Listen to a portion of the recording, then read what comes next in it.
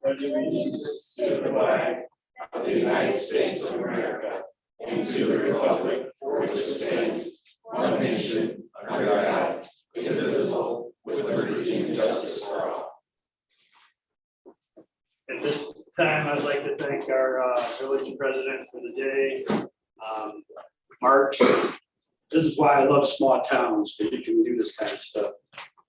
He's waited for a long time because of COVID. He wasn't able to do it. So I appreciate all your hard work today, sir. Well done. You did a very good job. Yay.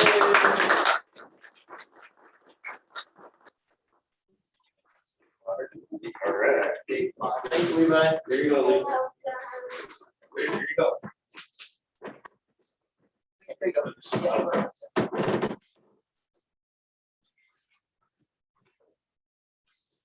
Here you go, buddy. Turn around. Look like I found a big picture.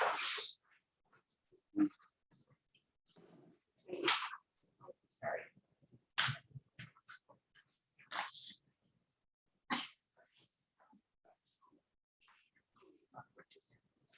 Oh, you're welcome.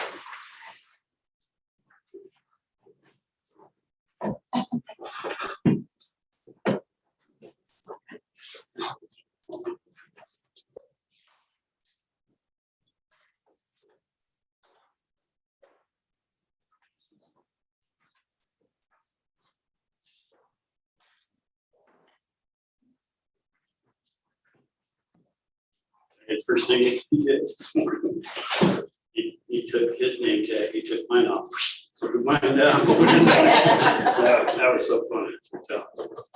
All right. Any visitors' comments?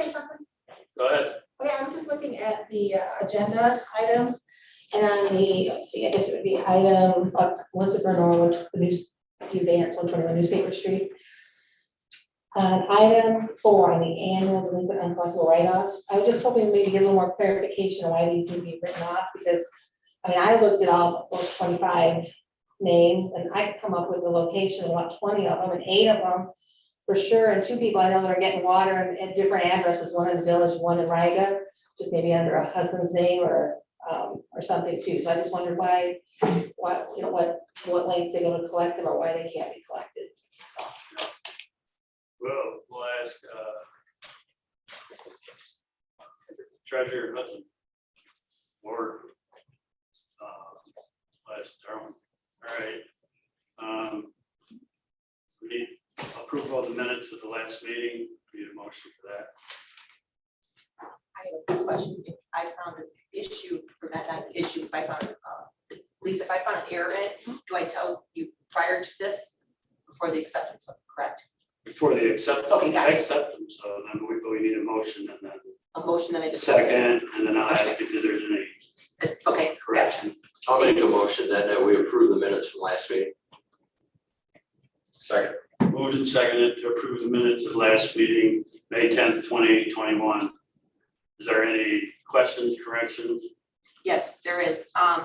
Taking a look, Lisa, after it states trustees absent, it's the third paragraph stating a resolution by trustee Eitzen and seconded by trustee McHenry to adopt the budget amendments attached to reflect the additional compensation in the budget to authorize payment of $5,000 to Raymond for compensation related to the extra hours during this year's annual audit. I believe voting no should be Hayes, trustee Hayes, as well as trustee Fenter. Is that correct? Yes. I thought so, okay. Jerry, I believe you voted no. I did. Right, Jerry did vote no. Oh, but in addition, I okay. forgot that Mike did as well. Yes. All right, In addition, okay, thank you so much, and thanks for So everything. Yep, you're gonna. So you can fix that. So do we call the roll now? I think with the corrections. With the correction? Yes. We call the roll then. Yeah, Do I need to redo my motion then? yes. I think so, I do. Yeah, let's do it. I'll make a motion to accept the minutes of last week's meeting with the corrections noted by trustee Dusa. Second. Now you can call the roll, Lisa. James, The approval of the minutes of last meeting. Yes. Mike, Yes. Jan.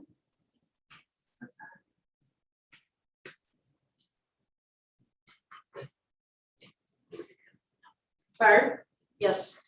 Gwen, Yes. Jerry, Yes. Bob, Yes. Council meeting minutes are approved.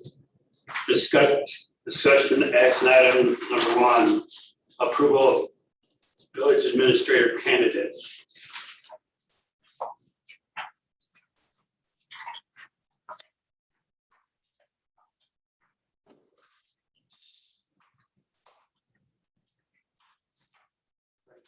Yeah.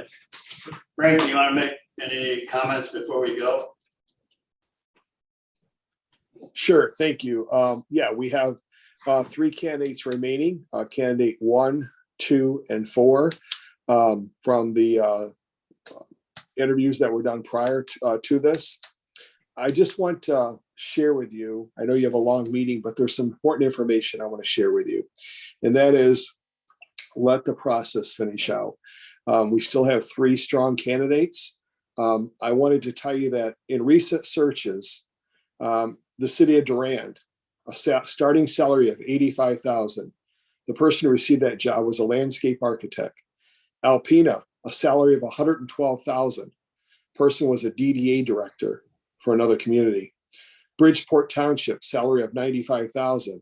Person hired was a planning and zoning administrator in Inkster. Heartland Township, $95,000 salary, hired a DPW director. Sutton's Bay, up by Leelanau County, population 650, $85,000 salary, a planning and zoning director. Douglas, over by Saugatuck, $85,000 salary, hired a DPW director. You have 3 candidates before you.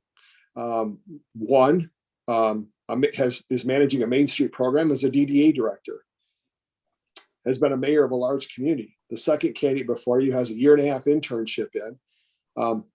That program that she's in is so competitive that only 2 people get chosen for that fellowship out of many, many candidates in Michigan.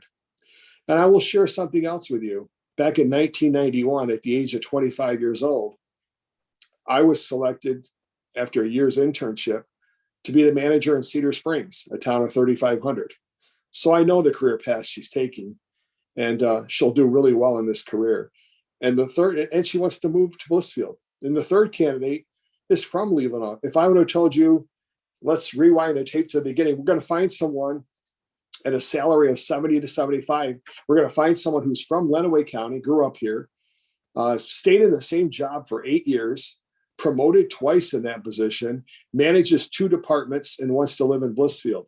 We'd have all said, wow, you're going to find that, really? So we have 3 strong candidates. Look at the history of what these other communities, the positions that they've hired. And in totality, I hope that you'll approve these 3 candidates, and we'll set a date for interviews and let the process play out. Tonight, Marquette, Michigan is approving their manager. They went down to 2 finalists and 1 backed out. And the candidate they have is very, very strong. People wondered what they would do. They're going to unanimously approve her contract tonight. So things happen in a process. The moral of the story is hang in there, be confident, and we'll end up with a good result. Thank you very much. Thank you, Frank. So then I need a motion to approve the numbered candidates.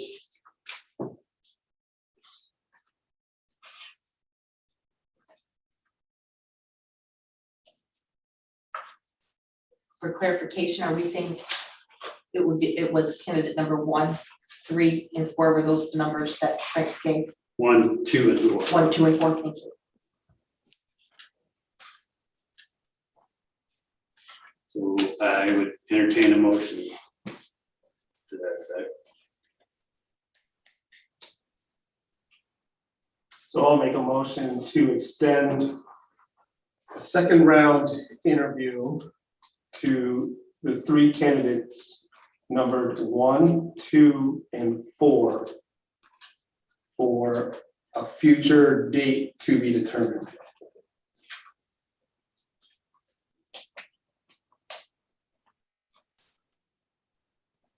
Second. Moved and seconded to proceed with the second interview for candidates 1, 2, and 4. Are there any questions or comments? Except for the date set, we haven't done that. So let's call a roll and try to set a date, Lisa.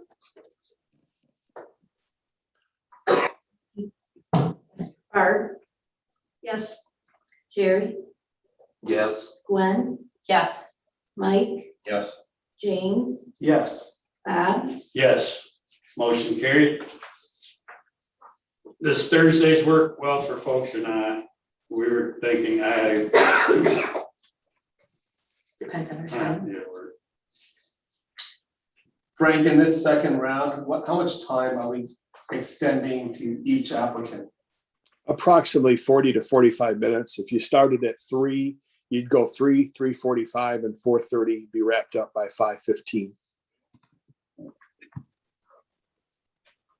Just to let you know, I cannot this Thursday. Okay, that's fine. June 3rd, is that good for you, Gary? Mike, 3 o'clock? What's the 3rd? The 3rd is a Thursday. Yes, I'm available that date and time.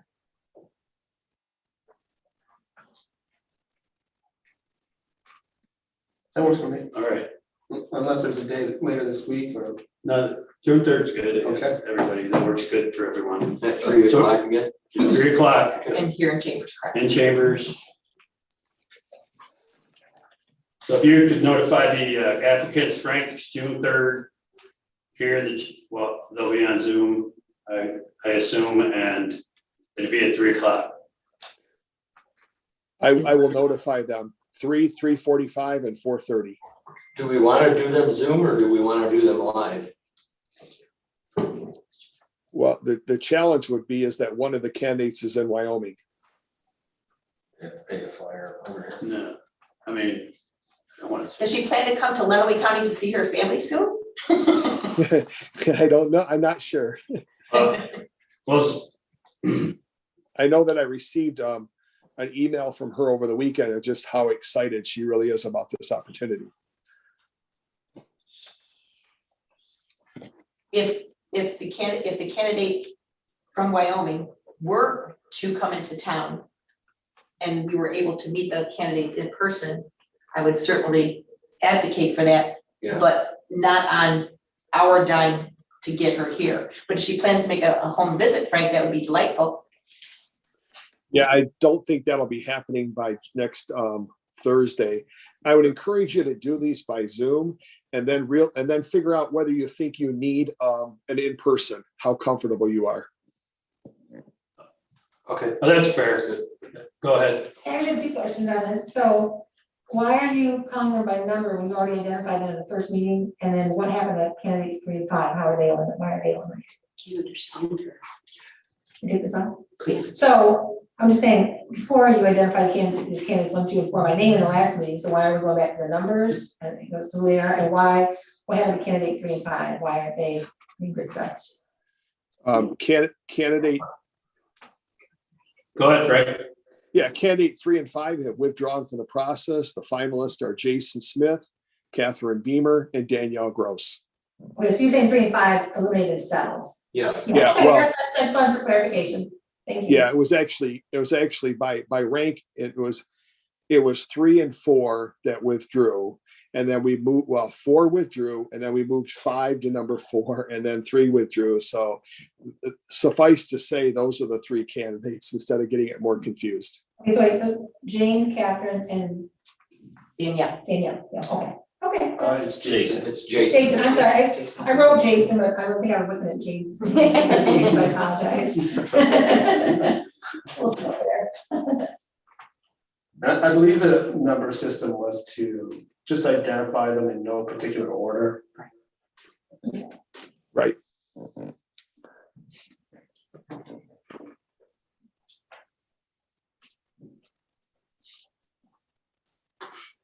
And we get 5 very strong candidates, and unfortunately, they had withdrawn or went on to other positions. Okay, I just Anyway. want for clarification. Yeah, you're good. We didn't discuss it the last meeting, and people are thank you.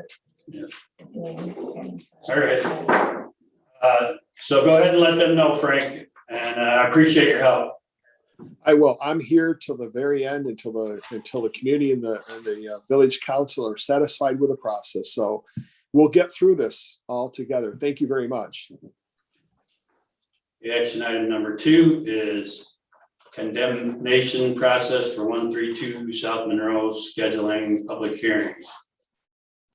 Your Honor, members of council, you are scheduled to hold a public hearing tonight on the proposed condemnation and order of demolition for the dwelling structure at 132 South Monroe Street.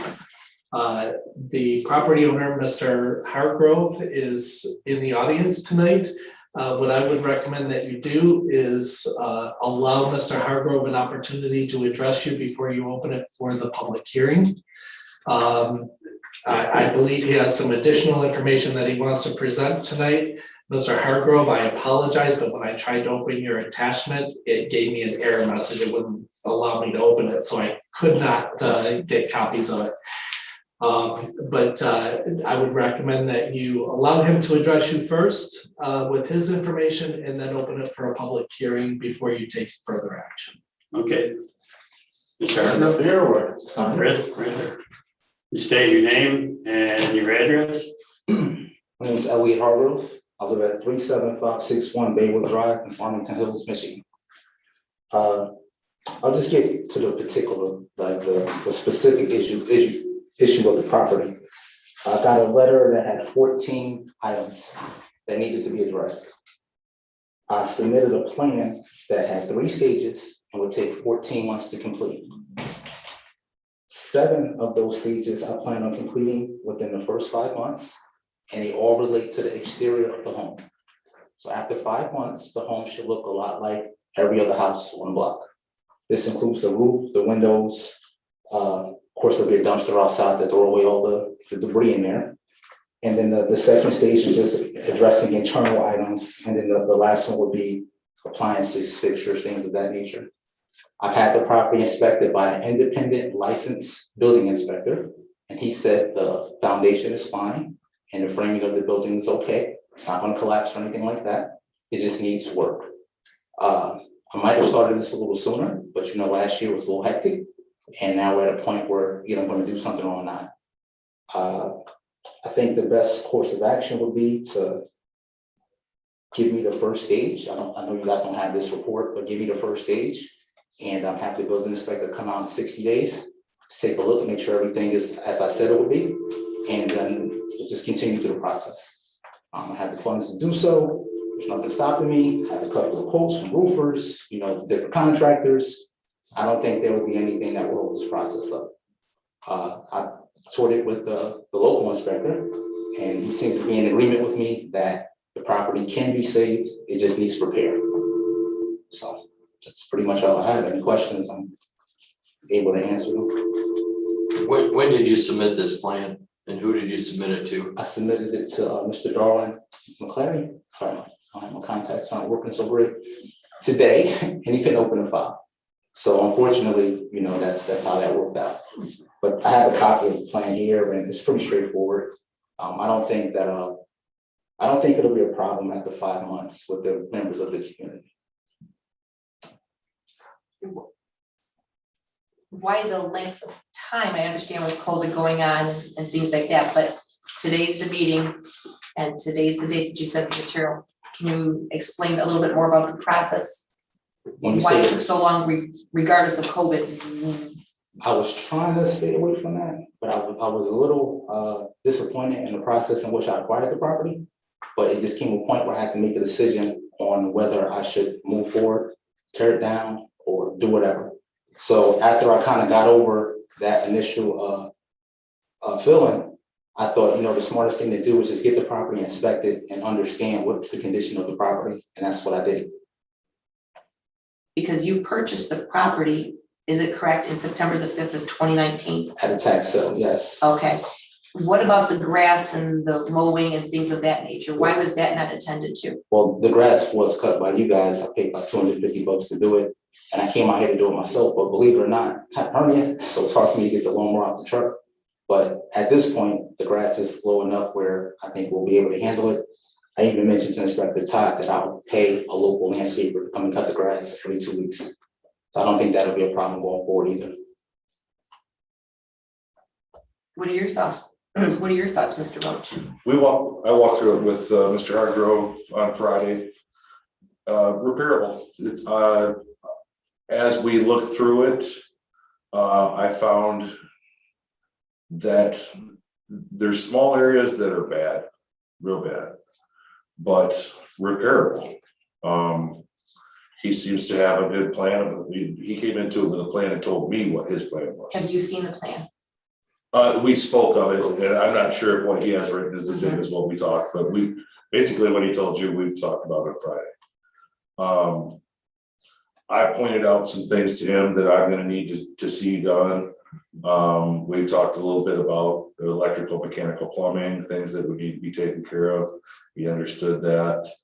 And right off the bat, initially repair the outside so it's not an eyesore first, and then continue forward. So your thoughts regarding a modular home on the site, you're not gonna put the modular home on the site? I think the best course of action for everyone is to repair the home. I think it makes sense for me financially. Pretty much the same cost it would be for me to put a modular home on the site would be the cost to repair the home. And that would just make sense for the community and for me financially. And so with your plan, you are requesting from us to extend this meeting, if you will, for 60 days to show proof in the pudding that you're actually gonna follow through with your plan. Yes. And once that plan begins to take place and the building inspector okays some things are moving in the correct direction. And if they're not, what would you expect to happen? You're gonna make them tear it down. I have no issue with accountability. Like I said, I just didn't feel comfortable with the initial process, but we're here now. So I'm trying to focus on like now going forward. It makes you guys feel any better. I own multi-family houses in Delaware. I mean, not Delaware, in Michigan. I'm from Jersey, living in Delaware, but in Michigan. I'm comfortable with what it is I'm saying I want to do. And again, it wouldn't make financial sense for me to tear the building down and put a modular home up. Either way, I'm going to pay something. So it just makes sense to do what I'm saying I should do. But for me, selfishly, it makes sense. So give us a timeline for stage one again. Stage one is gonna be from June to October. And of course, I'll try my darndest to do it a little quicker. I have a quote from a roofer. He said he can start in 6 to 8 weeks. I wasn't aware of this. I don't know if you guys are, but there's like a wood shortage. And it's really hard to get wood now, but he told me about 6 to 8 weeks. Yeah, expensive. And that will probably be not the first thing I do. The first thing I'll do is get a dumpster. So if you guys approve this plan, probably within a week or so, you see a dumpster out there, there's things going in it. And then a little after that, probably along the same time, you'll see in the back of the house, there's a deck that has like overgrowth. You'll see that taken care of. It's mainly the first part of the plan is just to make the outside of the house look like the house is on the street. Then I can work on the inside. Everybody should kind of feel like, hey, there's some progress, and we'll go from there. The end of the plan should be August of next year, but I'm really trying to shoot a little faster. But in terms of eliminating the eyesore, that should be by October, and I based it on the weather. So hey, it gets a little cooler out, right after October, get the HVAC system going, get a little heat, we can work through the winter and keep moving forward. Is there any more damage being caused by weather or anything, the openness to the elements inside the structure itself? Not that I'm aware of. It actually looks a lot better. I think this fire happened in, I want to say 2016. So you would expect that it would have been a lot worse, but whoever went on top and boarded it up did a pretty good job.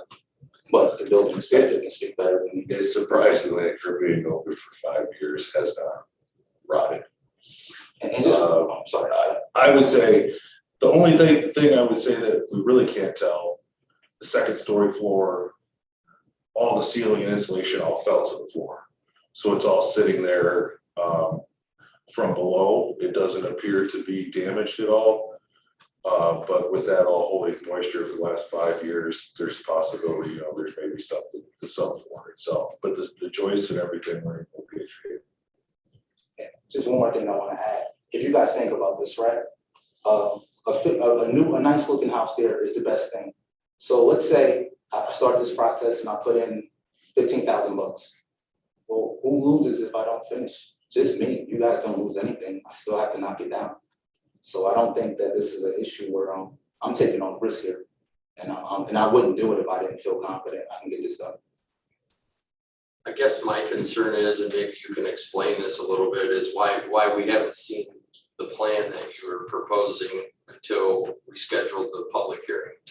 Trying really hard not to talk about the past, but just the way in which I acquired the property, just did not feel very comfortable with it. I had numerous conversations with Inspector Todd, but I just don't think it's, I don't think it really adds to the process to talk about something I feel disappointed with. The main thing is, hey, how do I fix this? And again, I'm the only one losing here. If I put a roof on this house and you say, hey, 5 months went by and you didn't do the things in front of the house, then I lose. So I don't know anyone here that's going to just set a match to $10,000, $15,000. Thank you. Any other questions? So what do you propose we do now? What would be our choices, Darren? Your Honor, at this point, if you could open it up for public hearing to hear comments from anyone else who may want to comment on this matter. I don't know if the chief had anything further that he wanted to add to this. The only thing I would suggest for consideration would be instead of a 60-day follow-up, that Todd perform perhaps 30-day inspections for progress. To keep to monitor the situation, that way he can report back to you if there was any delays or if there was any progress being made. I like that suggestion of the 30-day monitoring because, and I appreciate where you're coming from, sir, regarding the, you don't want to go back to the past. Sometimes the past tells a story. And you have received certified letters, have you or have you not? I have in December. Okay, but you have received some Yes. letters. And you understand this is the first that we've seen you, Yes, you heard from me, but first you've seen me. okay? The other thing was this, is that you're stating a 60-day plan. Well, 60 days from now would be July the I 24th. didn't say 60 days, Oh, 6 months, is that what you said? 5 months. Oh, my apologies, I have written my notes here 60 days. Thank you for the clarification. Okay, so from June to the October, that's your 5 months you're I stating. was just saying that in 60 days, Inspector Todd can come out. Understand. But I'm fine with 30 days because I know just as long as I can rent a dumpster, which shouldn't be that hard. 30 days from now, he'll at least come and see the house is cleaned out and hopefully the roofing will start by then. But again, I don't know if you guys are aware, contractors are a little rough right now. But I have. Is your contractor a local contractor here to Blissfield or this area? Oh, in Jackson is where I got this guy from. I like Chief's suggestion regarding the 30-day monitoring. I'm fine with that. I think it's a good idea. That works for you. All right. So I thank you for your comments. I'm gonna open the scheduled public hearing for this property at 132 South Monroe. For anyone else that would like to say anything. No other comments, then I close the public hearing. For everybody online. Did Jane want to say anything? Jan, did you want to say anything about the property?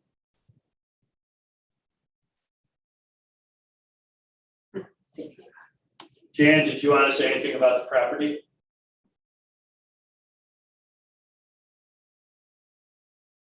He's on. You're on mute, Jan. No. Say no, okay. Okay, all right, thanks. This is one of his babies. So now, Darwin, what do you, if we propose to make a motion? Yes, if you're comfortable with the plan that's been presented, with the change that there be 30-day inspections completed, that it will be appropriate for you to make a motion for it. And Mr. Hargrove, you're stating by October that all of the exterior improvements will satisfy the village's ordinances, Can I whereas just, this does not become dilapidated structure or dangerous structure. I wanted to speak specifically to the list and that way there's no misunderstanding, we're all on the same That'd be page. great. Okay, so stage one, clear vegetation around the house, that's typically to like the right side of the house and the back of the house. Also repair a vent in the attic, so when the roof is replaced, the contractor's gonna repair this little vent on the side of the house, that's like kind of up top. Clean and repair the porch and decks, because the porch is broken, so that needs to be fixed as well. That's the front porch. The front And porch, that's yes. in the back. No, well, there's a porch in the back that may not be damaged, but it just needs to be cleared of vegetation. Gotcha. The porch up front has a broken step. Want to clear that, want to fix that, replace all windows, rent a dumpster, clear debris from the house. That's like an extra one, but I can't really do anything to the interior without doing that. And finally, replace doors and locks. Just want to have it nice and safe. I don't want anyone in there anymore. And I think if I handle those things, the house will look just like a regular house on the street. You said roof was included in that? Absolutely. Replacement of the roof? Replace roof, yeah. And you said you have a landscape or someone that's gonna take care of the facility as far as the mowing? I have not hired one, but I will. Okay.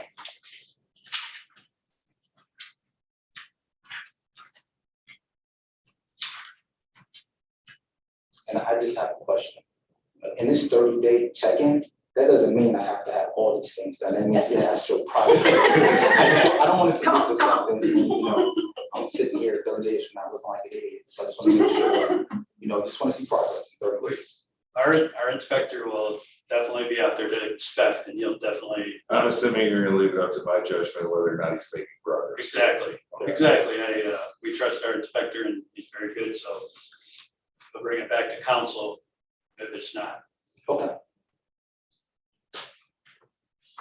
So if the, never mind, hang on. I'm trying to figure out all the things that we need to see in the motion. You have, I don't, do you have one? Do you have it? I kind of have one in my head. I'm with you, I don't have it written down, I'm with you there. Well, Go ahead, Jerry, you start. Well, I just make a motion, then we approve Mr. Hargrove's plan to, this stage one plan to get the structure buttoned up get the vegetation clear, get doors and locks on the new windows, at a time frame as set between June and October, 30-day monitoring by Inspector Roach. And if items are not to our satisfaction, that we readdress the issue at that time. I'll second that. Moved and seconded on that motion. Lisa, call the roll on the motion. Do we want to include a stop, a hard stop, if we don't see the type of progress we hope to see? I thought that's what I said, depending on his 30-day inspection. Okay, is that what's being implied there? Okay, I thought, I mean, if you want me to change it, I'll change it. That's good. If you want to put in a hard date, I'm all for it. no, I'm fine with that. He's good. You can call the roll on the motion as presented. Jan? James, Yes. Mike, Yes. Barb, Yes. Gwen, Yes. Barry, Yes. Bob, Yes. Motion carried. Thanks for coming in, Mr. Thank you. Hargrove. Thank you. Your Honor, Thank you and good luck with your project.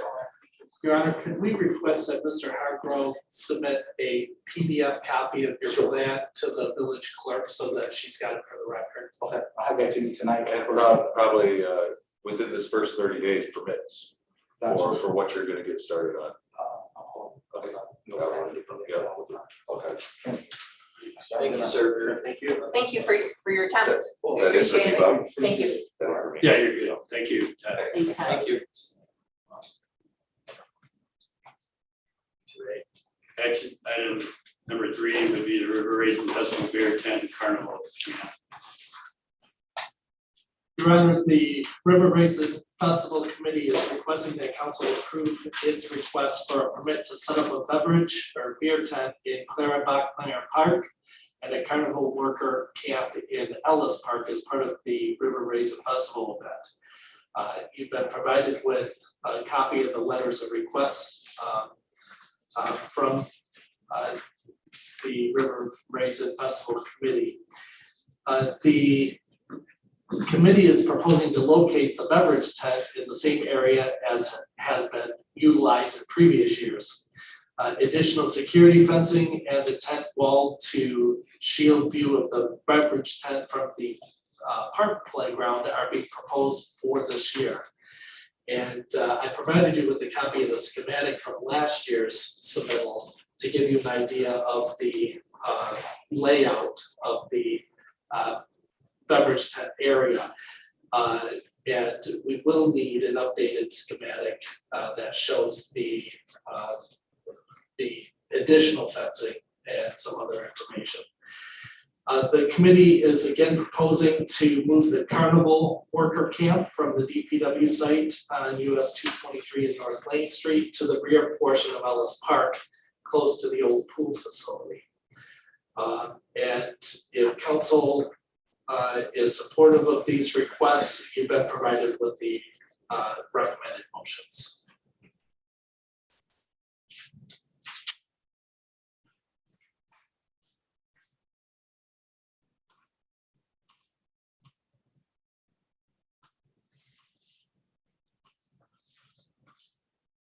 I'll go ahead and make a motion to approve the request from the River Raisin Festival Committee for a permit to set up a beverage tent in Clara Bachmeyer Park from Friday, July the 9th through Saturday, July the 10th, 2021, to operate from 5 p.m. until midnight each night with last call at 11:30 p.m. with the following conditions.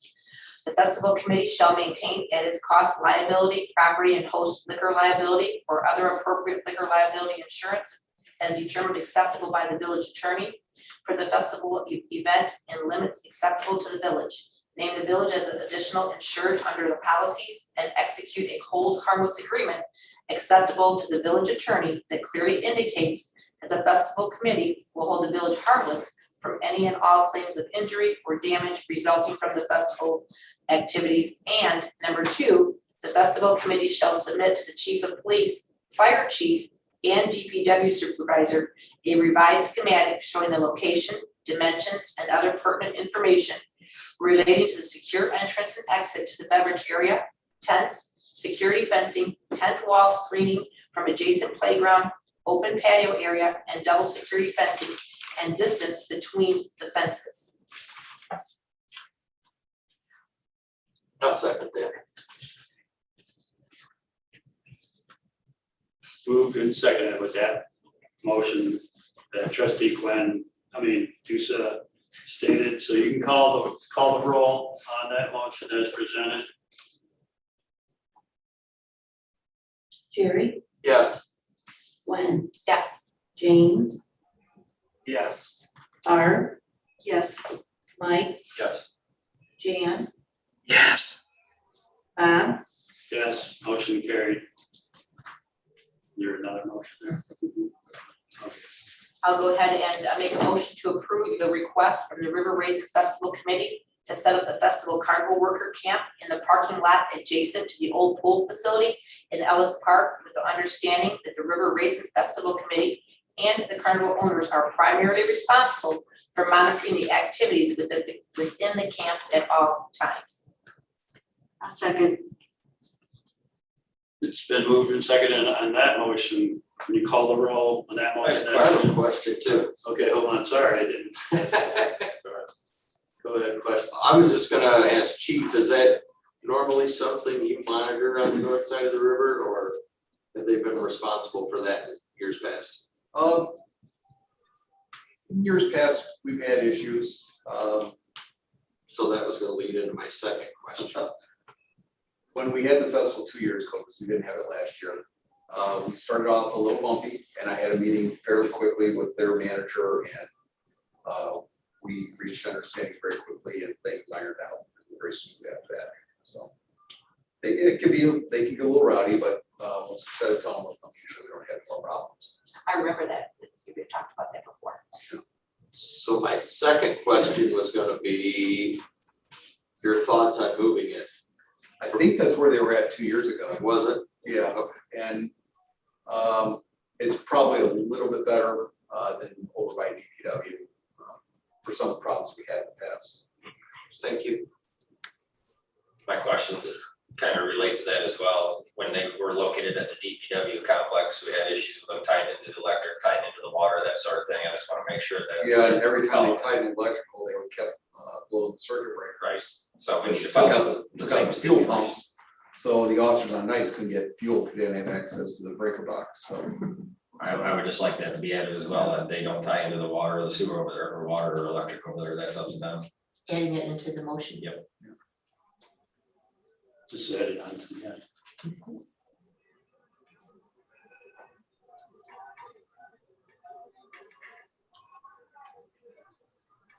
So with that part, Lisa, I don't need to read the whole motion again, you just add it on as well. Gotcha. Any other questions? Thank you. What was it again, Mike? You said the electrical and Water. water, thank you.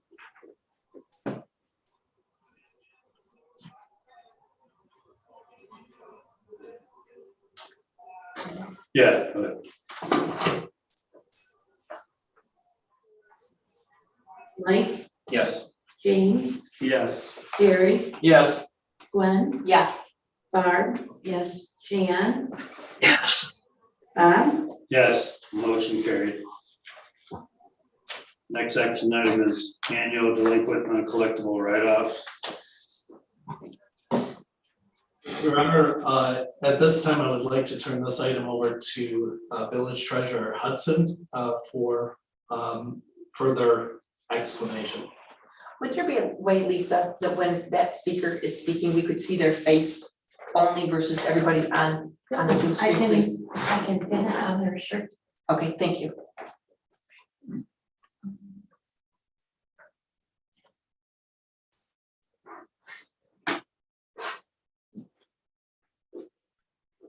Yeah, I'm sorry, I had to come in my office to sit down with Heather.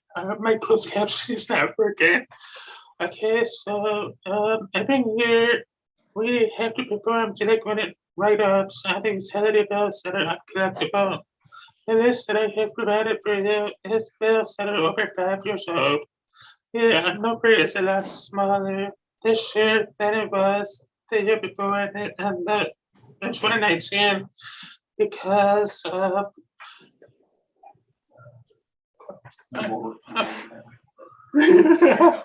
okay. Can you all hear me? Yes, we can. Yes. Okay, so sorry about that. So every year the village has to write off delinquent and collectible accounts. So this year I presented you a list with, I believe it's like 25 names. And these accounts are over 5 years old. So generally the village writes off accounts that are 5 years or older.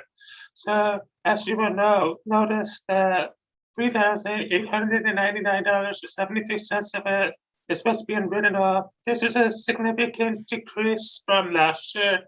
And that's because the method hasn't been used within the past 3 years. So I don't anticipate the balance to be as high as it was last year. So I'm asking council to write these off so that I can get them out of the system and recognize what our true receivables are. Brandon, did you have the opportunity to hear what Melissa Benoit asked at the public comments? What was that question? I couldn't quite grab it from the public comments. Did you have the opportunity to hear Melissa Benoit during the public comments? I did not. Okay, one of the comments that was made was regarding some of the people that are on the list. That perhaps that they're still in the village, they're another resident. Wondering what kind of work has been done, for lack of better words, to find these people if they're still in our village as a resident and connect with them to pay their bill. Okay, so here's the thing. A lot of these are rental properties. However, the account does not follow the resident. It stays with the property. So it would not be fair of me to transfer a delinquent balance of another rental property and move it to somebody else's rental property and stick that landlord with the money, had it been a current active account. But all of these accounts right here are inactive. Well, let's pretend that one of the names on the account was Gwen Dusa. And Gwen Dusa was at 100 North Street. And I went ahead and I moved to another address in Blissfield. I had a delinquent account of $100, but I'm still here in Blissfield. Are we looking for that person to pay that amount of money that they have not paid? We are sending I find a bill to these people in hopes that they will pay. I have had some success with some people paying their accounts that are delinquent, but some people just won't pay. And you can't force them to. Why? Why can't we force them to? Because number one, some of them are renting these properties. And like I said before, that bill stays with the property. So, and in the past, what I have been doing is right now, is if it's a current account and they're in the village, if they come to me now, I make them pay the past account off in order to open a new account. But what if they don't open up a new account? What if I'm still here in the village? If I'm hearing you correctly, it sounds like Gwen Dusa could move from house to house to house and have a bill at one address, not pay it, go to another address and not pay it, and go to another address and not pay it. Is that correct? Because Go ahead, Gwen.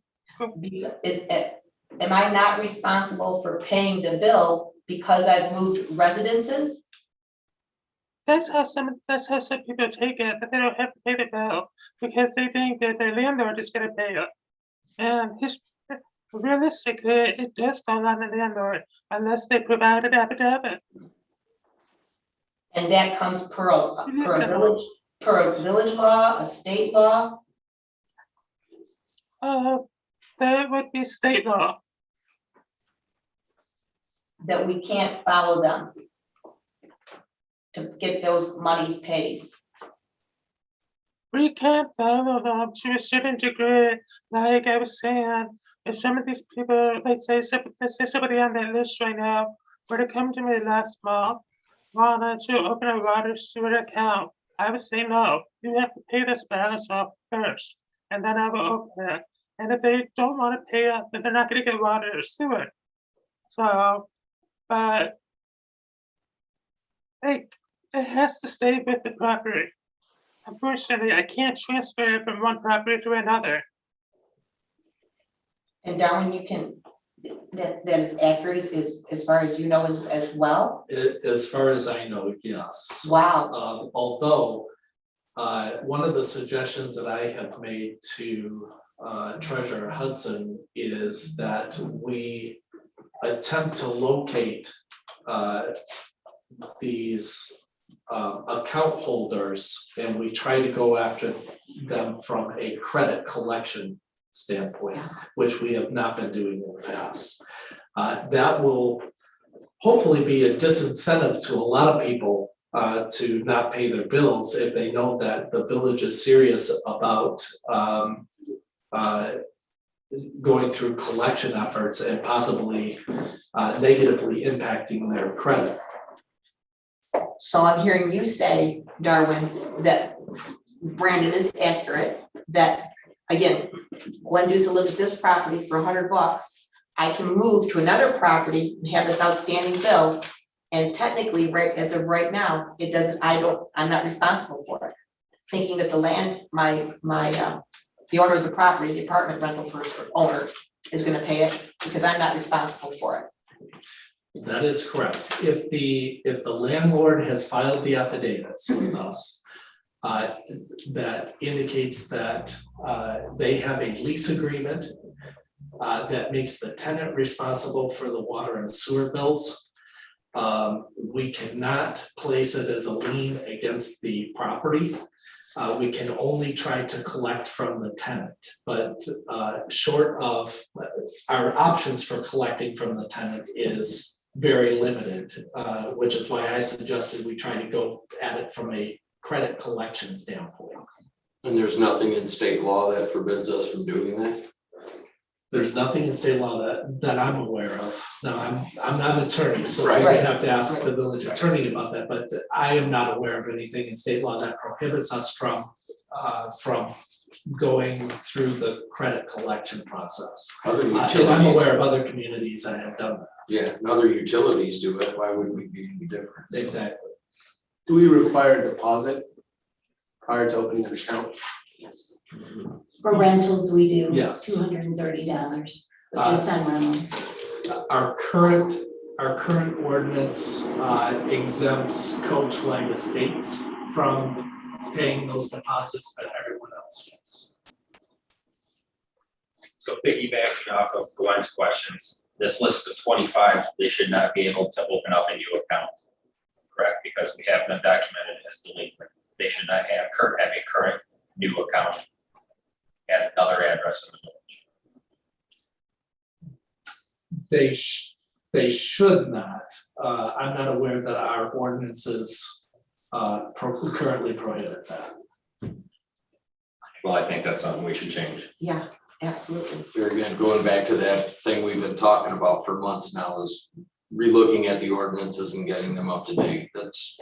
This is case in point. Well, a lot of times it's a matter of coming to it, whatever it is, and it brings us that And attention to it. that takes the pressure off of Brandon of determining whether or not he's gonna allow that. If we have it written in the ordinance that if you have a delinquent bill at whatever address you are, based on your name, whoever you are, you don't create a new account under any address, new address, whatever, until that delinquent one is paid. Concur with that.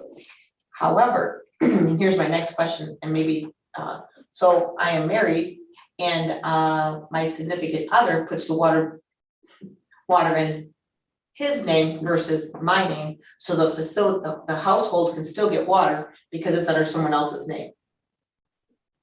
I actually get that happened.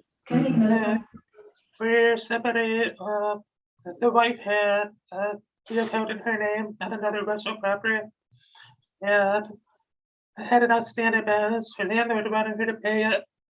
And she moved into another rental property. And the landlord has the water bill in his name because I will not open an account in her name.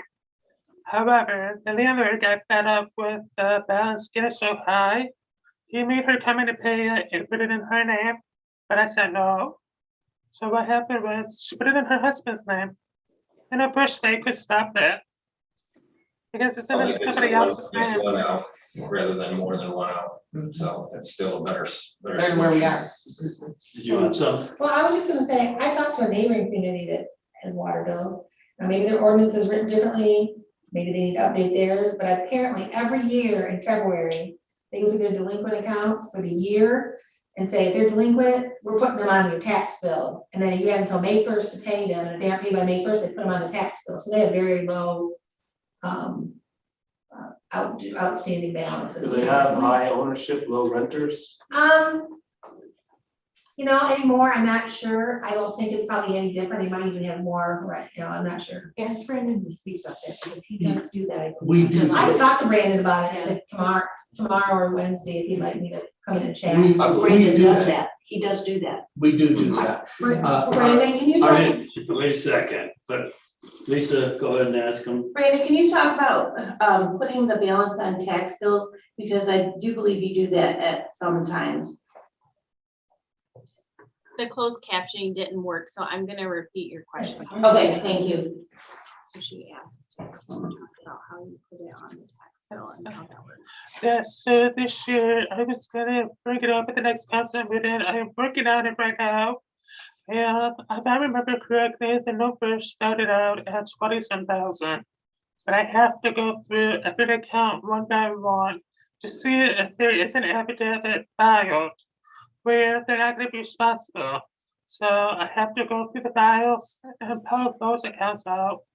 So it started out at 20-some thousand. I have it down to 18,000, and that will be going on the taxes this year. I have to turn that stuff over sometime within the first week of June. So I've been doing this for this will be the third year that I've been putting it on property taxes. Oh, you said the third year, Brandon? Third year, correct. Brandon, do I understand that this list is all 5 years old? Like, Correct. This is inactive accounts that are 5 years old. So I am not gonna put active accounts on here because I can still collect them. And I'm working on those. Can I ask you, do you know how many people on this list were renters at the time? I would say the majority of them are renters, but I would have to go back and research based on the property address, because I do know like 107 and 115.5 West Adrian, I believe those are rentals. A lot of them are also in the mobile home park as well. Thank you. But some of these bills, by the way, it's hard to explain this because this was before my time, and this is 5 years ago. Some of these are potentially like the one like some of the smaller ones are potentially final bills that were billed but came back that might not have been researched with already an address. So these people probably don't even know that they own this money. Darwin, what's your experience with credit collections? How successful are they? I have never done personal collections myself, no. So, but I'm willing to do it. I was told when I first started back in 2019 that the village does not do that. Because that was one of the first questions I asked, why we weren't like collecting social security numbers or something like that. And I was told we don't send to collections. in the one municipality where we were aggressive in credit collections, we were looking at probably about a 50% success rate in collecting. So part of the benefit is it's a deterrent. And part of it is we do end up collecting a portion. Of course, you have to pay, there are fees involved in going after collections like that. So you give up a portion of what you collect to actually collect that money, so. Brandon, you made a comment that perhaps some of these people don't know that they may owe this money. So is there an opportunity for you to say, oh, I know this person, they do live here in Blissfield, and we send them a bill? I have to think on that answer. I don't mind doing it, but the problem is, I don't even know if anybody on this people, probably 2 or 3 people on this list. However, like I said, this is before my time. I don't know what the circumstances are with it. Maybe, I mean, it's quite possible, Gwen, that they could have said, they were told that they don't own this bill, it needed to be moved to the current owner's account, because that does happen because of the cutoff of when the person moves in and when the person moves out. I'm sorry, that's backwards, moves out, moves in.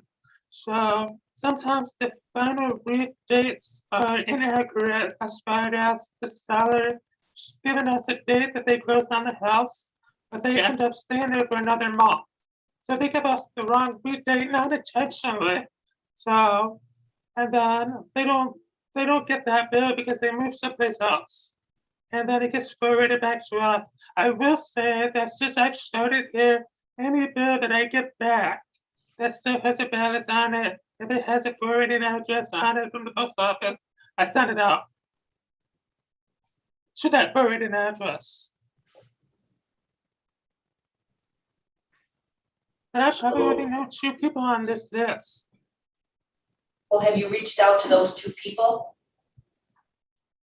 Like I said, no, because I don't know where to exactly find them.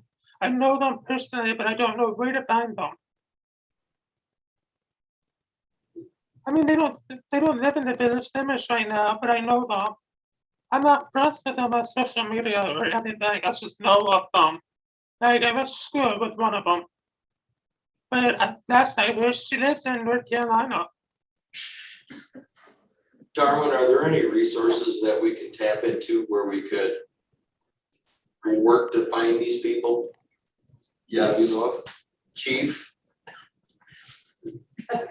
Can you? All I need is a list of names. Thank you. So we're gonna look at the recommended motion. I know we have lots on our agenda. I think we've asked a lot of questions on it, and I know it's taxpayer money. It's almost $4,000. I know, and we should find a process of collecting it. Could we table the motion or put on the back, table the motion and let Chief determine the addresses? And then have this discussion in the next full meeting in June. Okay, all right. That motion for delinquent accounts it's being tabled. Thank you, Brandon. Next action item is the Bloodborne pathogens policy. Your Honor, at this time, I'd like to turn this item over to Chief Greenleaf for further explanation. So as part of our annual training, we do bloodborne pathogens training. That's just to help safeguard the officers from becoming infected or injured with exposure. During this year's training, I actually discovered that we were actually required to have a written policy on the matter. So I went out and found some exemplar policy and put this together for us. We've been training on this already, but we should actually have a written policy, so as we have a for you. Will the village council adopt the bloodborne pathogens communicable disease prevention policy for the village police department as presented by Chief Greenlight? Support. Moved and seconded to recommend the village council adopt bloodborne pathogens and communicable disease prevention policy for the Blissfield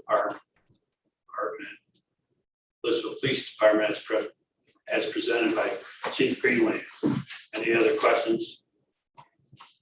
If not, you can call the roll, Lisa. Chief, do we supply enough PPE for the officers? Yes. Great. In fact, when I was researching this, we went out and I bought these little containers, safely contained needles. So even if we're on a traffic stop or we make a seizure of some sort, we went the extra mile to make sure we got the right containers to contain needles. One of the other changes we made was we put a trash collector in the garage specifically designed for biohazard materials, the masks, the gloves, which we were used to just throw in the garbage. Probably should dispose those correctly as medical waste. So that's what we're doing now. Excellent. Any other questions? If not, you can call the roll, Lisa. Jerry, Yes. Gwen, Yes. James, Yes. Barb, yes, Jan. Mike, Yes. Bob, Yes. Motion carried. Thank you. Next action item is full-time status Officer Curry. Your Honor, Police Officer Ronnie Curry has successfully completed his probationary period, and Chief Greenleaf is recommending that he be appointed to regular full-time status and receive the commensurate post-probationary pay rate. I would recommend that Police Officer Ronnie Curry be appointed to regular full-time status with the Blissfield Police Department and that he receive the post-probationary pay rate of $24.49 per hour in accordance with the published 2021 wage scale. I'll second that. Motion's been moved and seconded. Can you call the roll as the motion's presented? Chief, did you want to say anything? Oh, at this sorry, time? Chief. You want to say anything? I like Ronnie. I'll say something. I think he's a great addition to the police department, and the interaction I've had with him is great. I've seen him out with kids down at the park. I think he's a great addition. Yeah, very happy with him. He's done a great job. He's really got the right energy for the village. Yes, he's got a lot of energy. was he full-time before or part-time? Yes, he was a full-time police officer in Dearborn Heights. No, I mean here, for that sick, for his Oh, 6 yes, months? yes, he was just probationary.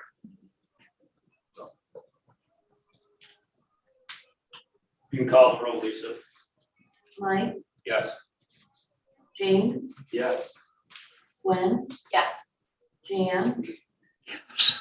Barb, yes, Jerry, Yes. Bob, Yes. Motion carried. Thank you. Next action item is the notice of public hearing on proposed 2021 property taxes. Your Honor, council is being requested to approve the public hearing notice for the 2021 operating tax millage rate levy.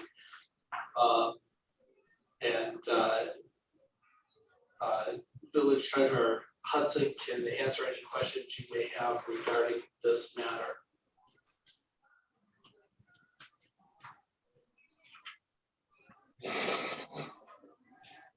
We have a recommended motion.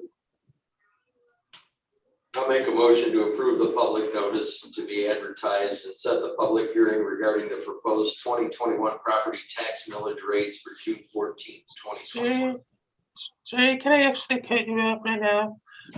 I had a talk with Adrian, with Darwin this afternoon, just before the meeting. And we both about to change the wording on this recommended motion to where the village will levy an operating village tax of 14.1588 and not designate how much is gonna go to the general fund and municipal street funds. We just want to change the word and where we say that we're gonna levy 14.1588 and council will have full power to decide how to move the money. Because if you choose to do it this way, I have to give 68.5% to general fund and 31.5% to municipal street. So Darwin and I got to talking today that maybe municipal street might not need all that money. General fund might need it more. So we thought it would be best just to say, make a motion to make the villages village rate 14.1588, and then the pool 1.9912, and the bridge 0.3981. Does that make sense? So I'll amend my motion to approve the public notice to be advertised and set the public hearing regarding the proposed 2021 property tax millage rates as follows. Tax millage rate will be, operating tax millage rate will be 14.1588. The general operating millage will be 4.46. And the street, the bridge bond debt and pool debt millages this year at rates of 1.9912 and 0.3981 mils respectively. And that public hearing will be held on June 14th, 2021. Does that work? No. I just wanna clarify because I think there was a mistake right there. So the 14 point, I don't have the numbers with me, 14.1588. Correct. That would be, so the notice would read 14.1588 mils will support the village's general fund and the village's municipal street fund. That's the only change that's being requested to the notice, rather than splitting those up into 9.6988 mils and the 4.4600 mils. We would combine that into one millage and state that it supports the village's general fund and the village's municipal street fund. And then if that ends up being approved by council ultimately, it gives you the discretion to determine how much stays in the general fund and how much would that be transferred to the municipal street fund as part of the budget. And I'll repeal my motion. Somebody else can figure it out. Yes, I was gonna say, so Darwin, the confusion is coming from the numbers that we're wanting to state in the motion. So actually, the motion doesn't have any numbers in it. Do we have to state those numbers in the motion, since the motion is just saying that we're gonna discuss it at that meeting? It does, because it's saying as proposed. Oh, as proposed, okay, thank you. So I'll make a motion Okay. to approve the public notice to be advertised and set the public hearing regarding the proposed 2021 property tax millage rates for June 14, 2021. And rates as follows. Tax millage rate will be 14.1588 for both the general operating millage and municipal street millage. In addition, the bridge debt bond and pool debt bond millages this year at rates of 1.9912 and 0.3981 mils respectively. I'll second that motion. You had it right, but you added the 4.46. You had it all, but you just added it a little bit. Are there any other questions? Yeah, in the notice, you got 16.585481. What is that? Is that just a typo? That's the total millage levy. So, Oh, I see what you're saying. so yeah, the notice would read, if you approve the change, it would read that second paragraph. In order to maintain an adequate level of services, the village proposes to levy up to a total of 16.5481 mils. 14.1588 mils will support the village's general fund and village's municipal street fund. Up to 3.3981 mils to support the pedestrian debt fund, and up to 1.9912 to support the swimming debt fund. And then the rest would remain the same.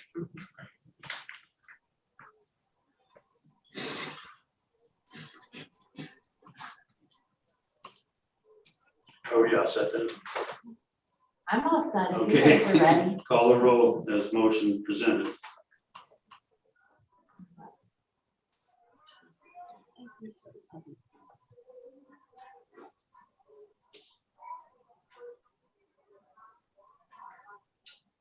Jan?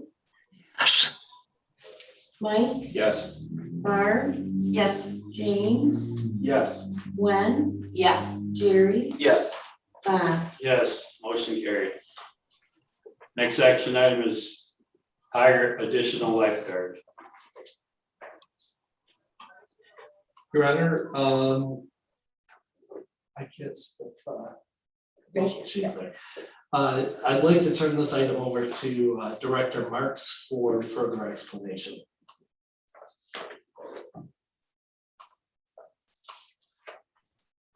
Sorry about that. We were switching places.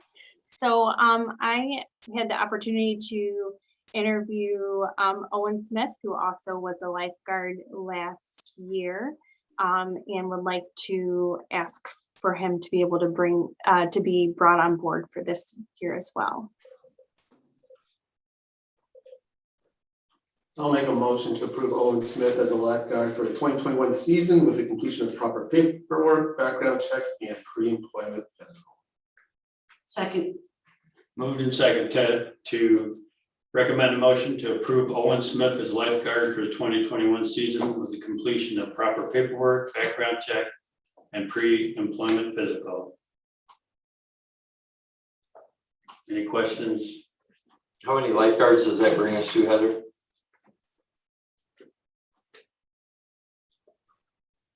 I believe we're at 16. 16. Will all of the lifeguards switch roles as check-in and then lifeguarding and selling stuff at the, at the vending area? Is that how you're planning on doing it, Heather? So you're not gonna have the registration clerks per se as last year? Correct. They have a rotation through the pool facility. Okay. And Owen's a returning lifeguard, so he's gonna get that additional hourly, is that correct? I'm sorry, I didn't hear the last part of your question. Oh, Owen's a returning lifeguard, so he's gonna get an increase in pay? Yes. Great.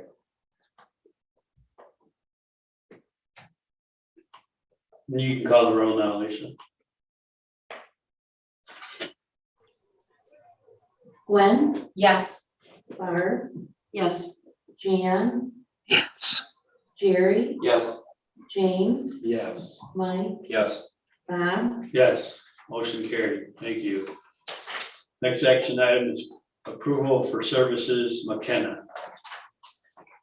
Your Honor, at this time, I would also like to turn this item over to Director Marks for further explanation.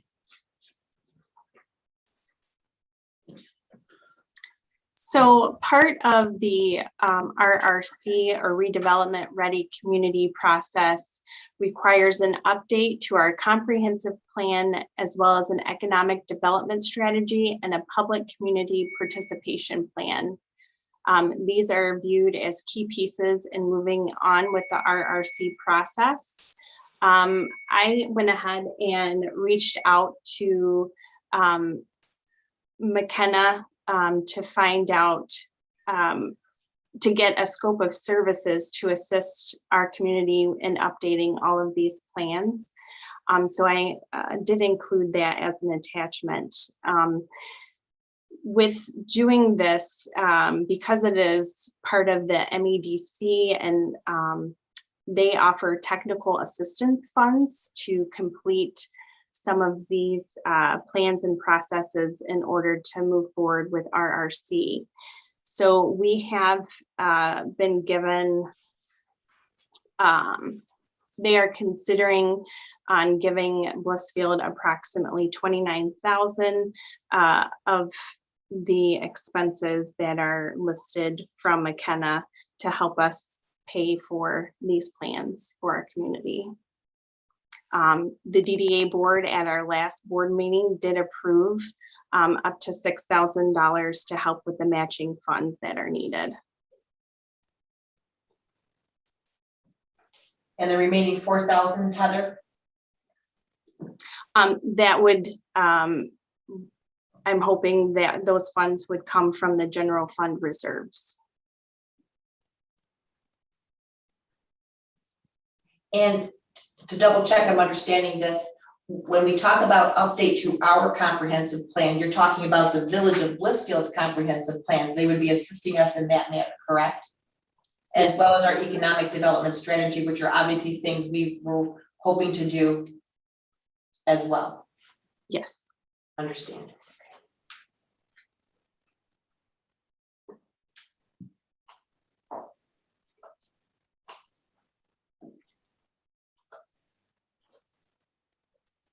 So what would the recommended motion be? My apologies, the recommended motion, if council approved, would be to match up to $6,000 of matching funds needed in order to complete the plans for the comprehensive plan, the economic development strategy, as well as the public or community participation plan. 6,000 or 4,000?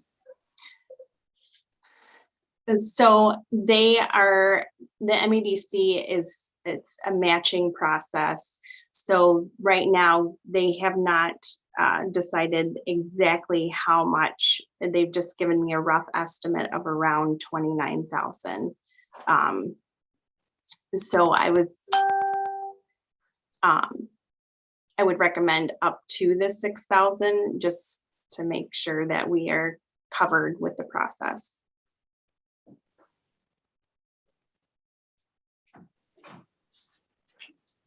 Could you, Heather, could you state your idea of the recommended motion again for us, please? Sure. The recommended motion would be to match up to $6,000 in order to pay McKenna for the services to complete the community service, or I'm sorry, the comprehensive plan, the public participation plan, and the economic development strategy for the Village of Blissfield. Go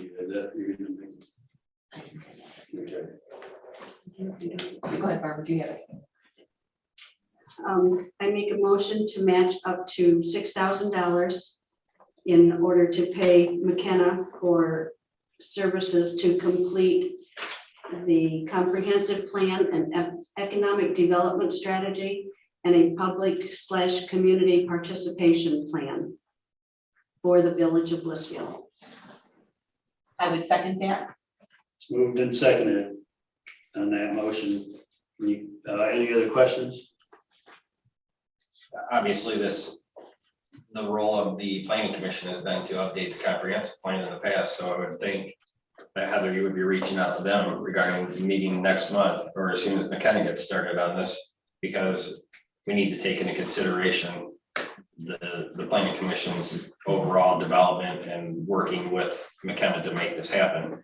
And is that something that you were planning on doing by June? They should be meeting again and starting to discuss, okay, we're gonna revitalize the comprehensive plan. It needs to be done this year. So it's time for them to get on board and start meeting and talking about this as well. Is that a yes? Yes. Yes, sorry. It looks like he's looking at Darwin, so I wasn't 100% sure if he was talking to Darwin or me. I apologize. But yes, they have actually the steps on the scope of services, and part of that is, of course, meeting with all of the stakeholders, which would include the Planning Commission. The only thing that I would like to state, Heather, is that I did see the folks from McKenna at the Black Squirrel on Saturday. And I would hope that they would reach out to our residents a little more than they did on Saturday. I'm not complaining, I'm just explaining that if I were to do a survey, I would be out from behind a table and I would be talking to people. And I'd be saying, hi, I am from McKenna, or I'm from the agency, and I'm here to do a, you know, I'd like to know your thoughts about Blissfield. I did not see that happening. And I know that they have the plans in here for this kickoff and strategic issues, et cetera. I would just like to see them, and perhaps it was just the girls, they were younger, and I would just like to see a little bit more of that. I'm hoping that they'll, because to me, if you're gonna say you're gonna do a survey, you're gonna talk to people, that's great. And technically, were they here? Yes, they were. But did they do a whole lot while they were here? I'm not quite sure. Does that make sense to you? Absolutely, I'll share that with them. Okay, because they were there, but if you're just standing behind a table, that's not doing a whole lot.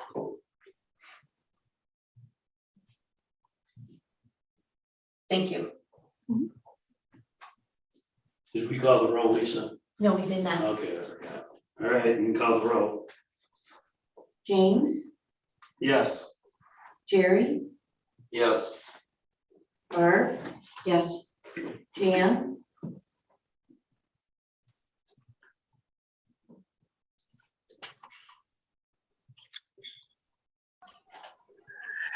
Yes. Mike, Yes. Gwen, Yes. Bob, Yes. Motion carried. Next action item is wastewater treatment plant improvement project change orders 1 through 3. Your Honor, our engineers are requesting that council approve 3 change orders to the wastewater treatment plant improvement project as follows. Change order number 1 would be a change in price for building permit costs for an increase of $4,025.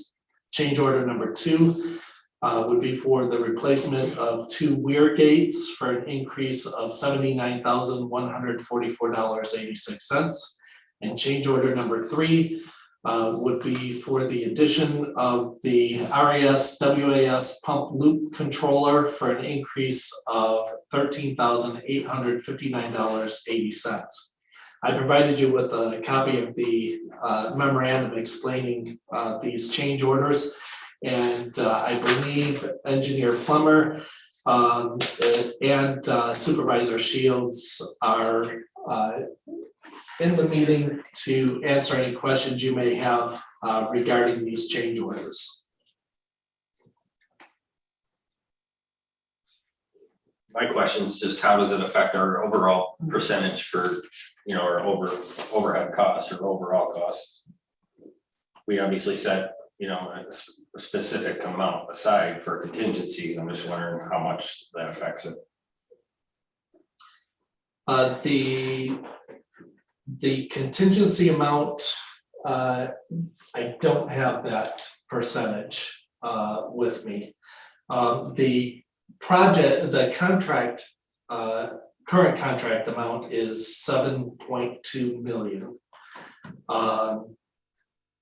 And the total cost of these increases would be $97,029.66. And Denise, if you're on, what was the contingency percentage for the contract?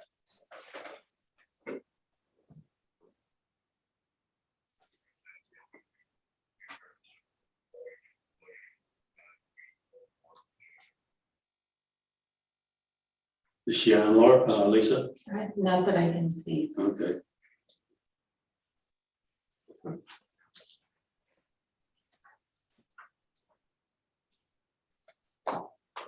Can Steve, is Steve there? Lisa, do you know? Lisa, I thought I saw his name. Yeah, I'm here, Gwen. Can you hear Hey, me? Steve, Yes. could you elaborate just a little bit about this thing that's requested by Randy, these rear gates, please? Yes, the weir gates are on the effluent side of the oxidation ditches. They should have, it's one of the things that we thought was originally included in the original plans. You can't shut off your access to either ditch without being able to shut off both ends. as I say, we thought that was part of the project. And when we started questioning Giovanni, he looked into that and he noticed that that was not part of the project. And what was recommended in there is stainless that will last pretty much so through the duration or forever on those particular ditches. As far as the controllers, that should have been something that was in the project as well when it was originally bid, because there's really no way to control your pumps and what have you that they have in there. And without these items put in there, then there's no way to actually control what's going on with your plant. So my, excuse me, so my question is this, would this be something that that Hogemeyer should have seen? Who? I'm not trying to place a blame here, that's not where I'm going with this, I'm just curious as to where, how these were missed. If they're so blatant, how are they being missed? Yeah, for myself, I don't know how they were missed. Like I say, I came into this project, yeah, kind of quite late. I mean, I wasn't into the project and the original planning, but the weir gate should have been in there. That was something that was very obvious, I thought. Controllers, there's no way to actually run off your CPUs from your any type of computers or things of that nature without some kind of controller or loop system. I'm not quite sure why that was missed. So I can't really speak to that 100%, but that would be a good question to ask. Cameron, do you have a suggestion of where that breakdown may have occurred? I can only tell you what my assumption would be, and that is when this project was designed by the engineers, these items should have been identified and included in the project. And the engineers being Hogemeyer, correct? Correct. And you got to wonder how much, Gwen, you got to wonder how much previous administration wanted them to cut back on things, but these are things that really can't be left out if you want to operate the plant. Well, and this is just the beginning stages of the plant being created. And this just lends itself to wondering how much more, how many more, for lack of better words, quote, obvious things will need to be addressed and added to our plant as well. Thank you, Steve, for answering as best you can. You're welcome. I really wish when we have increases like this being requested that the engineer is on with us or a representative from Hogemeyer. It's kind of disappointing that they aren't here. We're available to talk to. And I did make Denise aware of the fact that these items were on the agenda and that I wanted her. You alluded that she was going to be here. Yes. And that's the second time that. It's the second time. It is the second time she's. So And I'm not happy about it. Well, are we supposed to come up with the payment today? I would recommend that council proceed to approve these. I We know. need to keep the project I moving know. forward. Unfortunately, you're right, because we have to continue to pay because that's the right thing and to keep things moving forward. But it sure is challenging that this particular agency continues to be in our loop. And there continues to be these things that continue to slip through that seem to be very, I mean, you're talking to Steve, very basic items, very basic items. Same thing with the pool. So could we have a recommended motion to do 3 of those change orders? You can handle all 3 of those in one motion. Okay, if you thank wish to you. do so. I wish to do so. I'll make a motion then to approve the wastewater treatment plant improvement project change order number 1 to adjust the contract for actual building permit costs for an increase of $4,025 and authorize the village administrator to execute all necessary documents on behalf of the village related to this change order. 2, to approve the wastewater treatment plant improvement project change order number 2, to provide for the replacement of 2 weir pumps for an increase in project contract price of $79,144.86, and authorize the village administrator to execute all necessary documents on behalf of the village related to this change order. Also, 3, to approve the wastewater treatment plant improvement project change order number 3 to provide for the addition of the RAS-WAS pump loop controller for an increase in project contract price $13,859.80. Authorize the village administrator to execute all necessary documents on behalf of the village related to this change order. Support. You support, Mike supported, Lisa, on that motion, can you call the roll as it was presented? Jan, Yes. Gwen, Yes. James, Yes. Jerry, Yes. Mike, Yes. Barb, Yes. Bob, Yes. Motion carried. Next action item is Oh, hang on, one second, my apologies. Mike, what was that called? What did you call it? Not extra money, but what? Contingency. Yes, Darwin, could we make sure that we see the contingency budget, what the status is and what the numbers are for next meeting? Yeah, that addition is 1.35% of the project. I'm sure the contingency is probably 10, I'll assume somewhere around there. Either 10 or 15% is. Okay, thank you. If we could see those numbers, that'd be great.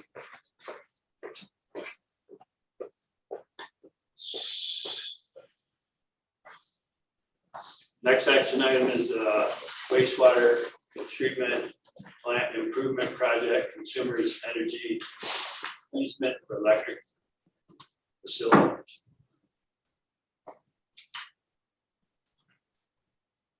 Move council approve the easement agreement with Consumers Energy for the installation and maintenance of new electric facilities relating to the wastewater treatment plant improvement project.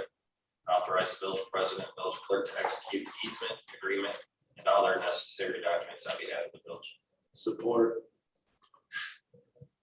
Moved and supported to approve the easement agreement with Consumers Energy for the installation and maintenance of new electrical facilities relating to the wastewater treatment plant improvement project. Authorized village president and village clerk to execute the easement agreement and all necessary documents on behalf of the village.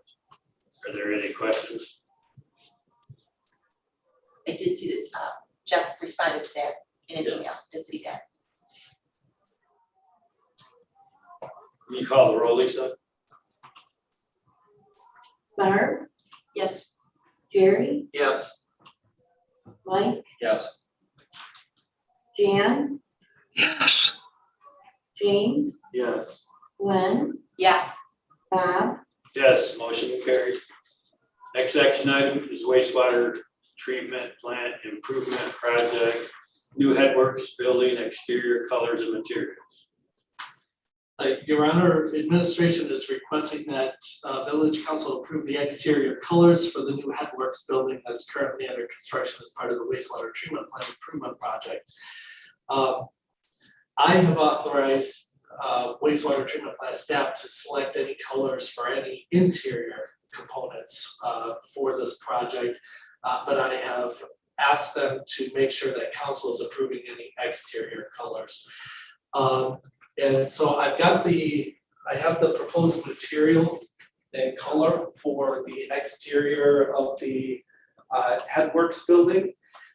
This is a core from the water treatment plant building. We tried to match it up as closely as we could, the colors. So you can take a look at both of those, but that is what is being proposed.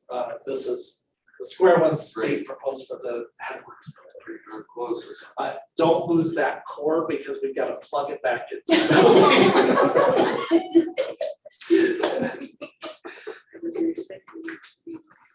Yeah, actually, Darwin, that core is the exact same building that's at the wastewater plant there, Darwin. I'm sorry, I didn't hear that. Yeah, that's the plug out of the building that our UVs are in at the wastewater plant. So we pretty much matched that up pretty darn close there. By the time they put their finish on there, it should match very closely. So I'm sorry, maybe I misinformed you on that. I apologize. So that'll be a pretty close match. Thanks, Steve. Thank you, sir. So I'll make a motion to approve the exterior colors and materials for the new wastewater treatment plant headworks building as recommended by the wastewater treatment plant supervisor. I'll support that. Moved and supported to approve the exterior colors and materials for the new wastewater treatment plant headworks building as recommended by the wastewater treatment plant supervisor. And just as a notation, there will be a sealant that will go over that material, so it will look very similar to the core that we showed you. You can call the roll, Lisa. Jerry, Yes. James, Yes. Jan,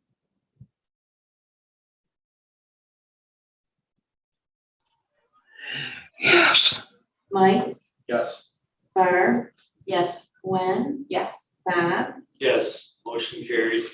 Next action item is the FY 21-22 budget preparation calendar.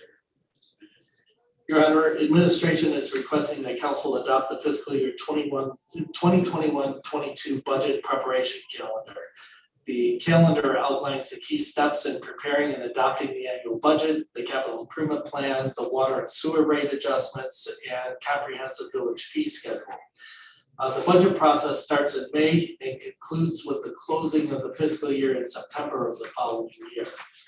And I'm happy to answer any questions council may have regarding the proposed calendar.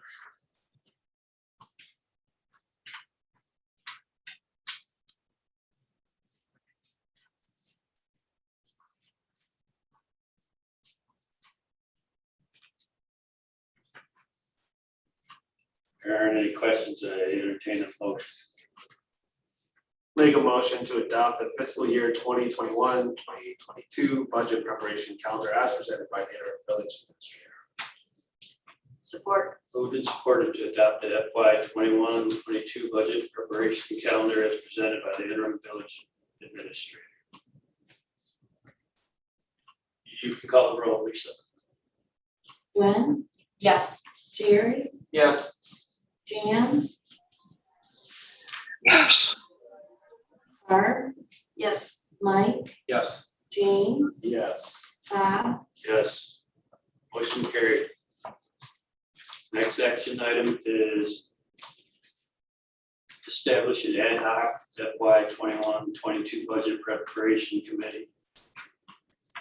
Your Honor, administration is requesting that council consider establishing an ad hoc fiscal year 2021-22 budget preparation committee comprising 3 members of council to work with the village administrator and administration on the preparation of the budget. Due to the current transition in village administrators, I believe that it would be beneficial for a committee of council to assist with the budget process to ensure a smooth transition for your new administrator. And we discussed this at our meeting last week, and council expressed an interest in establishing this committee. Who would like to be on that committee? I think we have to. Oh, no. Trustee Gunner. Do we nominate people?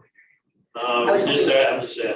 I was hoping that, James, you would, I was hoping that you would. Yeah, I was, Trustee, I would also sit in on that. I need one more. I'd like to see Barb on that committee. All right. I would too.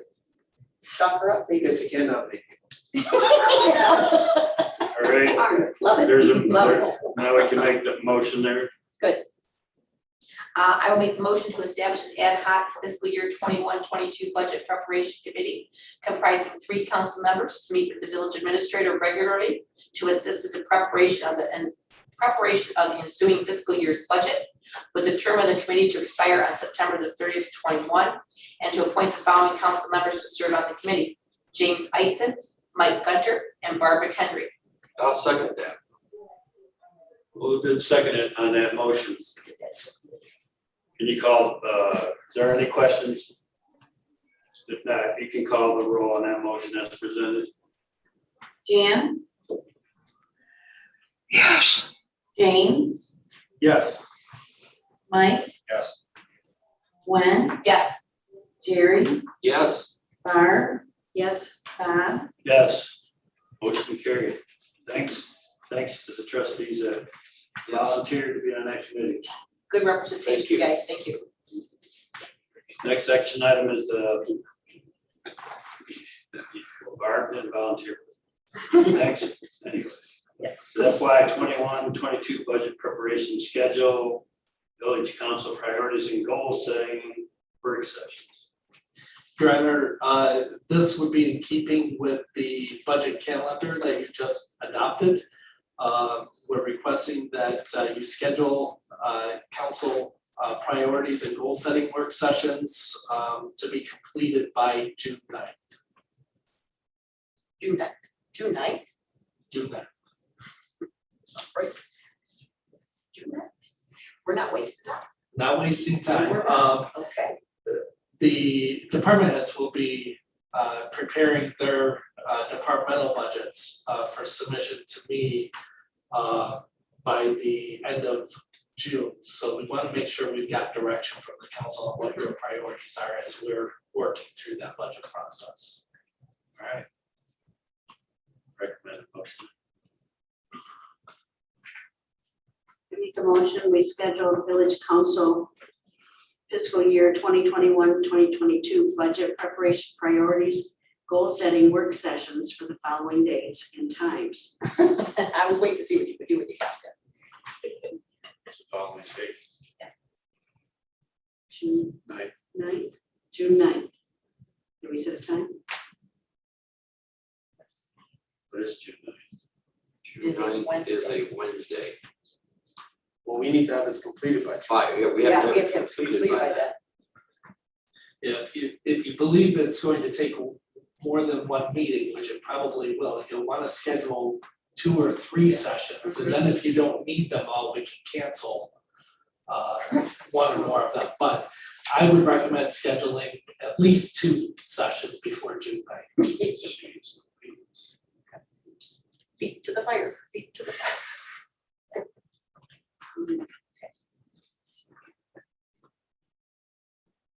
Jerry, talk about your work schedule, Mike's work schedule, what do you guys I got? am available any evening after 6 o'clock. I'll say 6:30. I would be available every evening also after 6:30. What's the organization of this meeting? Is this a roundtable, open format meeting? That's my anticipation, is that it would be an open forum and you could discuss each council member. Last summer in the park, I think you guys sat around in a roundtable type discussion. Okay.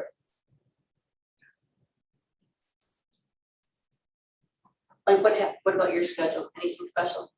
I work nights, but I'll make it work, so whatever you guys can say. You can Zoom with us. I thought, Kind of a challenge. yeah, I know, I gotta make that suggestion. Yeah. Just don't draw the ambulance. Thursday we have, June 3rd, we have an interview.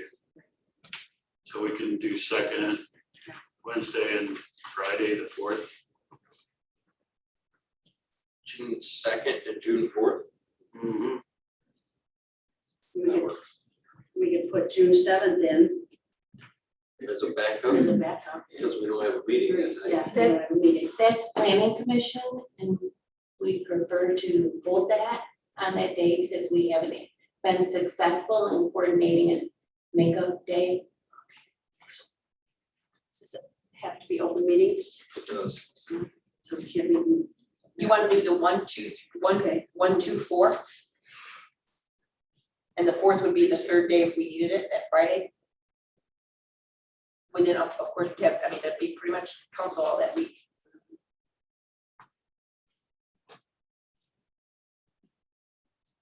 It's okay with me. 1, 2, and 1, 4. 2, and 4 at what, 7? 6:30? Set. Well, yeah, let's do 7. If that's all right with everybody Yeah, else. that's good. That'd be good. 1, 2, and 4 at 7 o'clock. So my motion, as I read it, with the dates and times of June 1st, 2nd, and 4th at 7 p.m.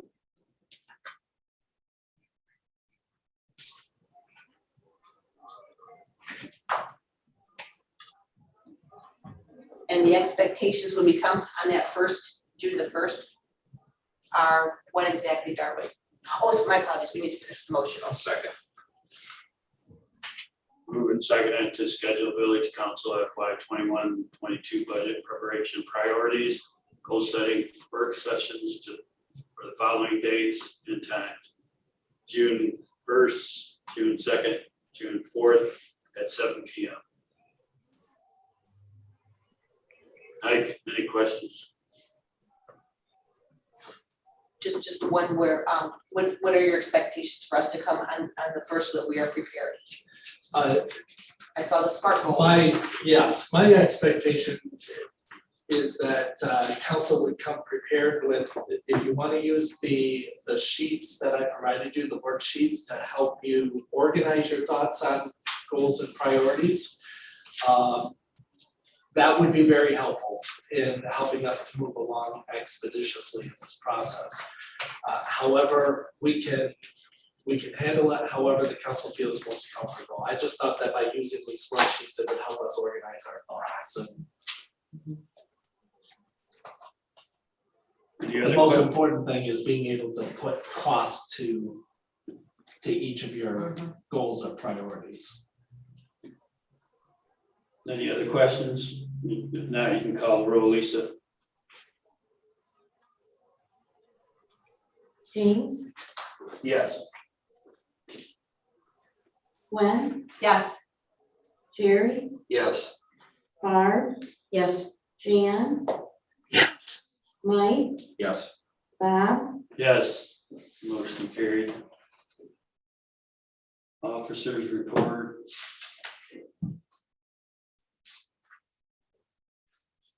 Police chief. Yes, I am sad to report that Officer Tyler Rayburn has tendered his resignation to the police department. And he will be leaving us on June 20th. So he's changing careers, and I can't talk him out of it. I tried. But I'm happy for him. He's making a career choice that he wants to make, and he's leaving on the best of terms and with the highest stature of a police officer. He's one of the finest police officers I've ever worked with. So I will tender or send you his resignation for the next council meeting. But having said that, unfortunately, I need to start looking for new candidates.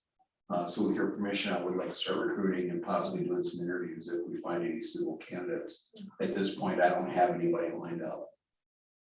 But you do have our permission. Thank you. All right. Oh, I have a question, Chief, on your report, if I may. Sure. On your report, okay, when does it start? Like, is it a January to January kind of thing? You may have shared this before. I didn't know, like, The crime stats? all your statistics there, yes. Okay, well, the first page are monthly statistics, and that's just a month-to-month comparison for example, from April 2020 to April 2021, showing what we did during the month. Okay, so that's by April. Yes. Gotcha, okay, gotcha. Okay. And then the crime data is coming, that's annual crime data, calendar years crime data. But what you're seeing, where it says 2021 first quarter, that's year to date as of March 31st. And that's a comparison between our crime this year in that first quarter compared to the first quarter of 2020. Okay. Would it be really hard, and maybe I'm just being silly about this, could we see 2019, could you pop that in there by any Sure. chance? Absolutely. I'd like to see, just because last year was our crazy COVID year. Last year was definitely a Yeah. novelty. Yeah, I mean, if that would be too much No, it's not a problem. to ask, Yeah. that'd be great. Okay, thank you. You just want it for the rest of the year, or you just, I'd like to see it for the rest of the year, if that's Okay. okay with you. yeah, no problem. I'd like to see those numbers. Yeah, the computer generates the last 2 years comparisons, but I can Manipulated. find it. I get that down for you. Okay, super, thank you. Administrators report. Your Honor, the council has received the village administrators report. I provided you with with an outline of the village administrator position search process. I revised the best that I could with the current process you're following.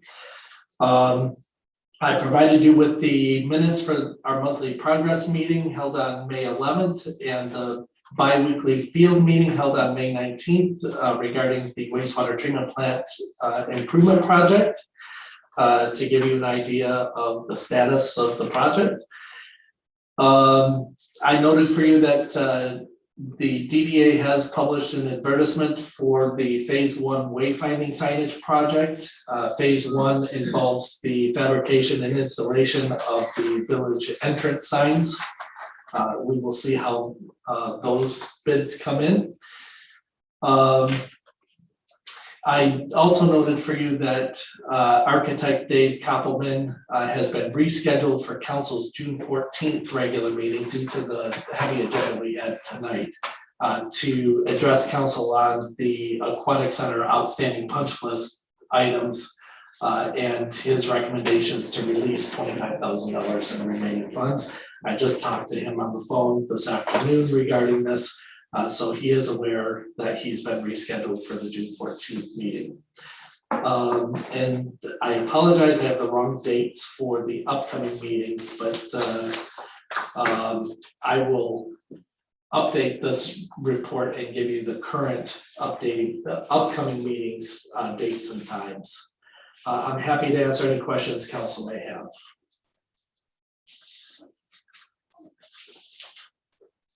All right, thank you. We're on to unfinished business. I have a piece of unfinished business. Okay. It was maybe last summer, last fall, we talked about the dog park and getting the handle fixed so you didn't have to reach over the gate and unlock it. There was quite a bit of discussion on it on social media about it last week. I told the people on there that I would bring it to council to see if we can't get that gate, just a regular handle put on that gate. And also to update or take down the signage that's there. The signage still indicates that you need a membership to be a part of the dog park. So if we can get that stuff taken care of, that would be great. Thank you. Darwin, did you hear that? Yes. Okay. Thank you. I just wanna make got sure. both of those items. Yeah, we need to let people, the residents know a lot better that that park is open, it's free to use, there's no fee. That you're right here, so the right, that left side should come down, that original approvals or whatever it's been negated, and that shouldn't be there. There are some minor details that need to be worked out in that park. A large dog fence could do some adjusting, and then some of the equipment could just be cleaned up a little bit better. The doggy doo bags, that sort of stuff, just, you know, we want people to use this, we invested in it, it's what people requested. We want people to know that it's available for use and to get, you know, their money's worth, their tax money's worth out of that facility. I just want to make a comment. I don't know if Nora, are you on there? I see her. Yes, I am. Hey, I know that when you had a monthly report there as well, and I appreciated your updates on what was going on with the camera installation. Yes. I know that was something that you had addressed in one of the prior meetings. Yes. Is there anything special that you wanted to share regarding your report? Not really. For the cameras, those were installed. We did add an additional one to that parking lot that is to the west of the sludge building, where we have a lot of people who will park during, especially the winter, for sledding and stuff like that. So we added that. The police department has the logins as well as myself. So we're able to see live footage as well as recorded events. The cameras will record when there's a human detected or when there's a face detected. But other than that, they've been working really well for us. And then Brent and DPW came out and we had that rotted pole that our old vendor used to stand on. And they removed that and secured the pole that the vendor's on to another steel pole that's there. So that looks much nicer too. How is the water vendor machine, how is that working now for you guys? I'm getting mixed reviews. Some really like it. The ones that use the pay for water website and put the large chunk of money on it, and then they use their 4-digit PIN number, they seem to be liking it because they get that one-time 3% charge on their credit card. The people who are always using their credit card and maybe they're filling their pool and they're coming 5 times a day, every time somebody uses our machine, they get charged 10 cents. That's just a use charge that that is charged at the end of the year on however many transactions are done on the machine. So Brandon had that put in there that's every time you use the machine, you got 10 cents. And then if you're swiping your card, you get that other 3%. So the minimum that they walk away with, if it's 300 gallons or 500 gallons of water, it costs them $7.50. So some of them have been a little upset about that. And it does kind of work like a gas station pump. So it will hold $30. And then if you get the $7.50, it does that reversal, just like a gas pump would. And then it only takes that $7.50 instead of the $30. So we have some people coming, swiping their credit card 5 times in one day. And then, so I walked through that and I have talked those people into making that account where you can get a minimum. It doesn't do that minimum of $7.50. You could have a $5 tank of water. It's just that credit card fee. They do a minimum on those charges, so. But that's what a business charges as well. So it is what a business charges. It is what it is there. But that's good that you spend the time with the resident customer and explain how the money going into the account is the better option. Good going. Thank you. Did you guys have any, sorry, go ahead. Did you guys have any additional questions about anything else on my report? No, I just like, again, the thoroughness of it, and I appreciate, your explanations. Thank you. Thank you.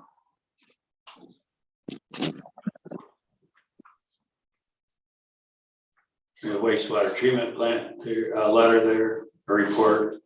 We also have the permit list.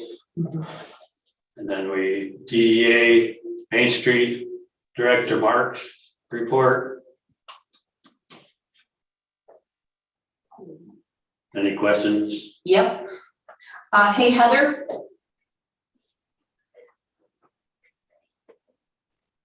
Hi. Thank you for the report. I was just on some of the things here, like for example, your training workshops with the citizen planner class. I'm curious when you've got that on there, what that entails. It is an online class through the Michigan State University Extension Office, and it's a self-paced, self-guided class. For the businesses? No, for myself. Oh, for yourself. Oh, okay, gotcha. You had something else here. Planning for the events for summer of 2021. Could you provide some of those ideas, please? So those would be working with the chairs and committee members for the car shows, movies on lane, as well as the tractor cruise in. Okay, thank you. What's your status on the I can see it, Wassail Festival / Parade of Lights? So right now we are planning on holding those events. The Girl Scouts were still interested in doing the Parade of Lights again for us this year. But I do need to reach out to the 2 chairs of Wassail because I'm not 100% sure if they still wanted to chair that. And then you had your Festival of Trees? Yes. Okay. It maybe, you know how I like to have all the details. Thank you. And then I know that it's not, you don't always do the rec report. I think at our next meeting, but some of the questions I had, I was hoping to see maybe some things that you guys had discussed at your most recent meeting with your pool people. Looking for the numbers of people, for our pool memberships. What kind of numbers are we talking there, please? So right now we have 15 memberships. We have 8 that have joined the swim team. And we have 32 that have signed up for swim lessons. What was the swim membership again, or the pool membership again? 15. And are we having, I know you had something at the Black Squirrel regarding the membership drive. Are you guys planning to do something more for the membership drive? So you will be able to purchase those at the pool, not just at the village office. So anyone would be able to go during the extended business hours and purchase their membership there. And how are people going to pay there at the pool for the membership? So they will be able to accept check, cash, and hopefully very soon credit card. I have a problem with cash out there at the pool. I just do. I don't like when I just We don't. accept cash every year.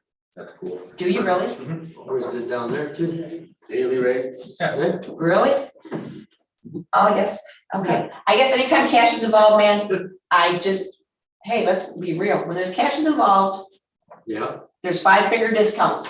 That's my, I'm not saying that we've had that issue. It's just anytime, you gotta have some money. It's cash. Heather's got a camera now, positioned right on that front desk. Oh. She's right on it. We also are setting up like a double check or triple check on the daily reports. Okay. And we have sealed bags that have ticket numbers. We've been working on a process to get Now, that see, set up. that makes me feel better. When you hear it's just cash, I don't hear all that. When I hear there's double checks and I hear there's sealed bags, I feel better about that. And I'm sure our residents do too. Thank you. And thanks for the number, seriously, Heather.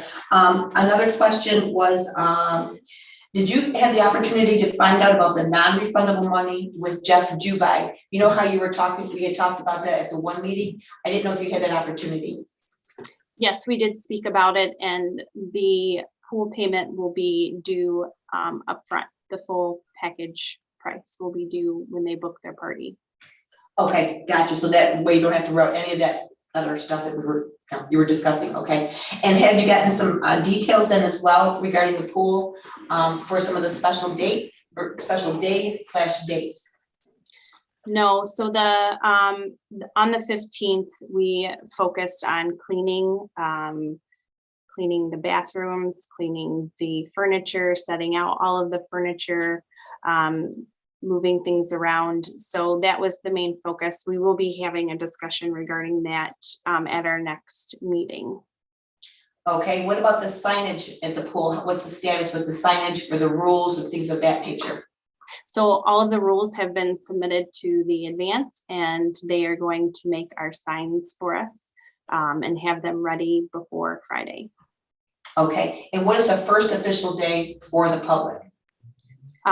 Friday, the 28th at 3:30. And what are we doing for this big Friday, the 28th at 3:30? We did the ribbon cutting last year, so that's why I didn't plan on doing one again this year. Okay, I just assumed. Opening day. Just, yeah, opening day, just like. Okay, I thought that there was gonna be more of a plan for the opening day, our first day. Okay, I would like to see some dates, perhaps next time that we meet, regarding some special dates that are gonna take place in the months of June, July, and August for some special events. I'd like to see hear some of those dates, if that would be possible, please. I thought that was one of the things that was gonna be happening with the pool committee discussion with this position, was the pool was gonna be a focus at this particular time. And not that it hasn't been a focus, but I would have liked to have seen some specific dates as far as this is gonna be the yoga day, or this is gonna be the whatever day kind of a thing, to really pump the pool. Okay. It's already pumped. No, I don't think it is. Oh, okay. I don't think it is. Yeah, okay. Okay. Okay, That's a good point. okay, next question is this, has Randy passed his test? Or do we know the status of his test? Did he take his test? Randy took his test. We do not have the results of that test yet. Okay, what, do we have an idea of when we'll have those results? I do not at this point. We could receive the test results by July, but I have heard that it sometimes with COVID, it has been taking several months to get the test results. We could receive them as early as July. Okay, Yeah, much of the state's still working from home. I guess I just, because, I understand. There's a lot of cleaning up, but not the state. Last question that I have is, would you know offhand, Darwin, I don't know if Brandon is available or not to speak with, did he talk with the post office per your suggestion, James, regarding the mailing of the water bills? He did, and they. He unmuted, so maybe. There it is. Hi, Gwen. Hey, Brandon. Did I emailed Kara, the postmaster, and she told me that it has to go to Detroit for the processing of the postcards. Her suggestion to me was to, instead of doing postcards, send out mailed bills stuffed in envelopes. And that is going to be much more time consuming for us here at the office to sit here and stuff those envelopes. And it would be more costly as well. However, we've gotten a lot of feedback on people being happy and applying their email addresses to have their bills mail emailed to them as well. So that's been doing well. Yes, I got my email bill, thank you. Do you know I how think- many have signed up for the email, Brandon?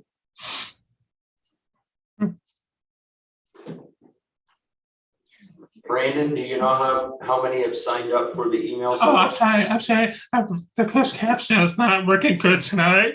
I think it was over 200. That's good. Oh, good.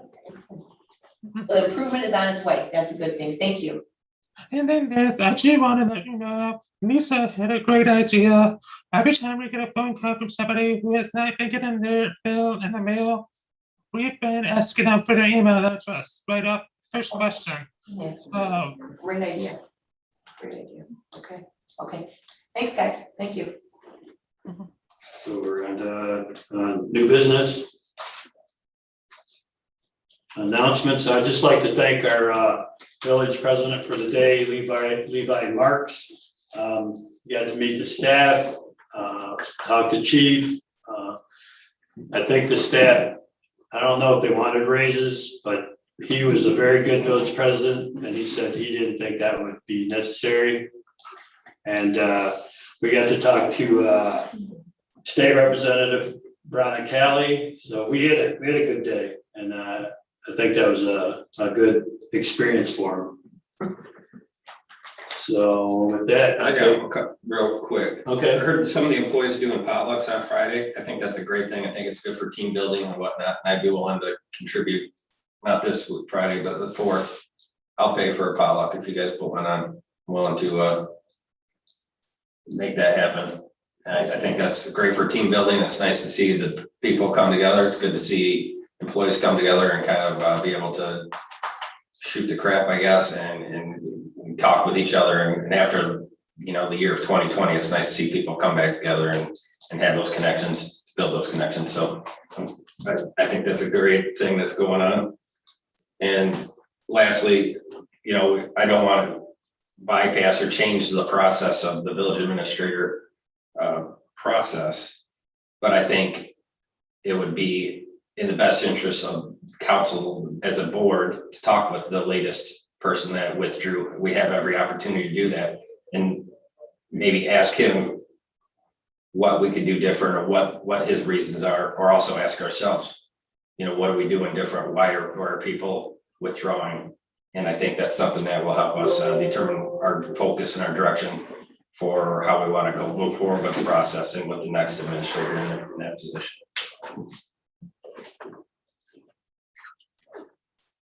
I was disappointed to read the emails complaining about it. You're referring to Darwin? Yes. Would you like to take this opportunity to have him speak now? Is that what you're suggesting, right? We could, or individually, I think Okay. maybe better, but. Okay. Darwin, would you like to address council on that, or would you prefer to talk with each of us independently? I would like to have the opportunity to talk with each of you individually, and then whatever information the council feels needs to come back to the council table for further discussion. But there are some suggestions I have for the council as you move forward with your process on things that could help the council and your new administrator be successful. With that done, I would take a motion to adjourn. Make a motion, we adjourn. Second. You can call the roll, Lisa.